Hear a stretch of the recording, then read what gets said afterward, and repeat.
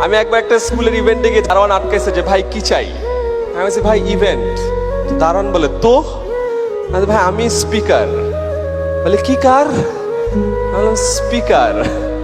বলে কি করবেন? বলে কথা বলবো। বলে কি কথা বলবেন?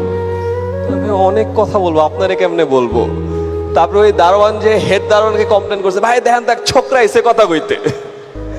তো হেড দারোয়ান আসছে, হেড দারোয়ান আসে বলে ভাই কি চাই? বলে ভাই কথা বলতে চাই। বলে কার সাথে? বলে স্টুডেন্টদের সাথে। আপনি বলবেন? আমি বলবো। সেও বিশ্বাস করে না, সে অর্গানাইজারদেরকে ফোন করছে, ভাই দেখেন দেখ পোলা এসে কথা কইতে।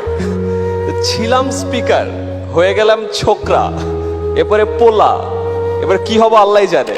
তারপর আমি চিন্তা করলাম যে বাংলাদেশের মানুষ তো অনেক জাজমেন্টাল, গেঞ্জি টেঞ্জি পড়লে পাত্তা দিবে না, পাঞ্জাবি পরি।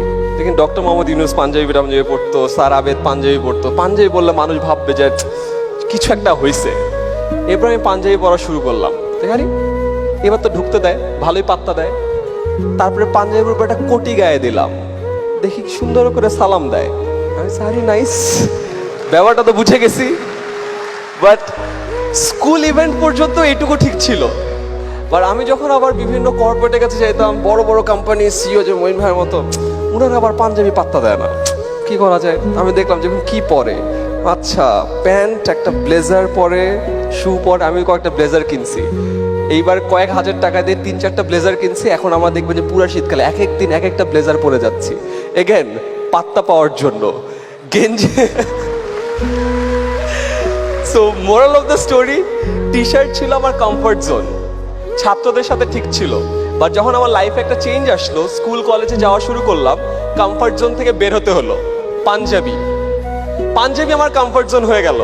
এখন তো আমার এই স্কুল চালানোর জন্য টাকা পয়সা দরকার, বিভিন্ন কর্পোরেটের কাছে যাওয়া লাগে, বড় বড় মানুষের সাথে দেখা করা লাগে। এইখানে আবার হচ্ছে না, আবার আমার কমফর্ট জোন থেকে বের হতে হলো। এখন আসছে স্যুট। এরপরে কি হয়েছে আমি জানি না, এরপর আলখাল্লা বা কিছু